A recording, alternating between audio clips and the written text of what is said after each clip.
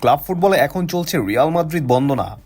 একদিকে রিয়াল মাদ্রিদের হয়ে অভিষেকের অপেক্ষায় কিলিয়ান এমবাপ্পে, আর অন্যদিকে 18 বছর বয়সী তরুণ তুর্কি ব্রাজিলিয়ান এনরিককে বরণ করে নিল রিয়াল। শুক্রবার 26 জুলাই সান্তিয়াগো বার্নাব্যুতে দর্শকদের সামনে এনরিককে পরিচয় করিয়ে দেয় রিয়াল মাদ্রিদ কর্তৃপক্ষ। এ সময় অভিষেকের অপেক্ষায় থাকা এনরিক মঞ্চে উঠে স্প্যানিশ ভাষায় বলেন, আমার অনুভূতি প্রকাশের কোনো ভাষা নেই। ছোট থেকেই আমি রিয়াল মাদ্রিদের ভক্ত ছিলাম। সবসময় আমি রিয়ালের হয়ে খেলতে চেয়েছি। এবার আমার স্বপ্ন পূরণ হলো। আমি এখন রিয়াল মাদ্রিদের একজন খেলোয়াড়। এটা শুধু আমার নয়, আমার পরিবারেরও স্বপ্ন ছিল। এ সময় দর্শকদের সারিতে ছিলেন এনরিকের বাবা ডগলাস রামোস। ছেলের কান্না দেখে তিনিও চোখের জল আটকাতে পারেননি। এদিন পরিচিতি অনুষ্ঠানের আগে ক্লাবের অনুশীলনে উপস্থিত ছিলেন এনরিক।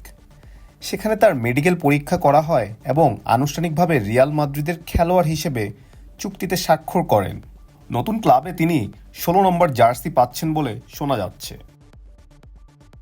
রিয়ালের সাথে এনরিকের চুক্তি হয়েছিল 2022 সালের ডিসেম্বরে।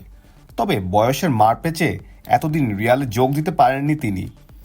21 জুলাই 18 বছর পূর্ণ হয়েছে তার, আর তাতেই এনরিক যোগ দিলেন তার স্বপ্নের ক্লাব রিয়াল মাদ্রিদে। অন্যদিকে রিয়াল মাদ্রিদের অনেক সাধনার ফল কিলিয়ান এমবাপ্পে। গত জুনে ফ্রি ট্রান্সফারে পিএসজি থেকে রিয়ালে যোগ দিয়েছেন এই ফরাসি তারকা। কদিন আগে সান্তিয়াগো বার্নাব্যুতে তাকেও আনুষ্ঠানিকভাবে বরণ করে নিয়েছিল রিয়াল। এখন দর্শকরা অপেক্ষায় আছে কবে মাঠে নামবে তারকাবহুল এই দলটি। এনরিকের অভিষেক হয়তো 1 আগস্ট এসি মিলানের বিপক্ষে প্রীতি ম্যাচেই হয়ে যেতে পারে।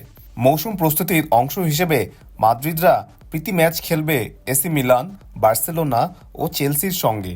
তবে এই ম্যাচগুলোর জন্য এমবাপ্পেকে বিবেচনা করেনি রিয়াল মাদ্রিদ ম্যানেজমেন্ট।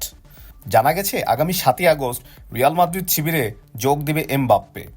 সেই সাথে মাদ্রিদ ম্যানেজমেন্ট আরও জানান, ইনজুরি থেকে পুরোপুরি সুস্থ হলেই তাকে মাঠে নামাতে চান কোচ কার্লো আনচেলোত্তি।